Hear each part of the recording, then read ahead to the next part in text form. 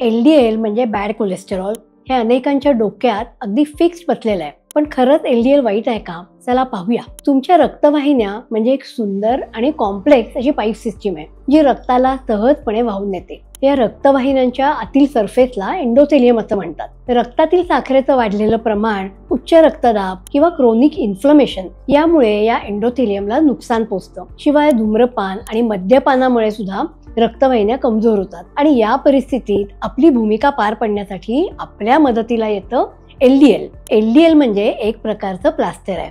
जसं भिंतीला भेगा किंवा भोक पडल्यावर आपण त्यावर प्लास्टर लावतो ना, तसंच LDL हे या जखमांवर जाऊन बसून त्यांची दुरुस्ती करण्याचा प्रयत्न करतं. पण जर नुकसान वारंवार होत राहिलं तर LDL जास्त प्रमाणात जमा होतं आणि एक जाडसर थर निर्माण होतो ज्याला प्लाक असं म्हणतात. आणि हा प्लाक जेव्हा मोठा होतो तेव्हा रक्तवाहिन्या अरुंद होतात, रक्तप्रवाहाला अडथळे येतात आणि हृदयविकाराचा धोका वाढतो. पण म्हणून LDL स्वतः वाईट नाही, खरं वाईट घटक आहेत ते जे रक्तवाहिन्यांना वारंवार नुकसान पोहोचवतात ते. LDL तर रक्तवाहिन्यांची दुरुस्ती करण्यासाठी धावून येणारा घटक आहे आणि आपण उगीच त्याला वाईट कोलेस्टेरॉल असं म्हणतो. हे हानिकारक घटक कोणते हे जाणून घेण्यासाठी पार्ट 2 जरूर पहा. व्हिडिओ आवडला असेल तर शेअर करा आणि लाईफस्टाईल मॉडिफिकेशन करून आजारांचा प्रतिबंध करायचा असेल तर मला संपर्क जरूर करा.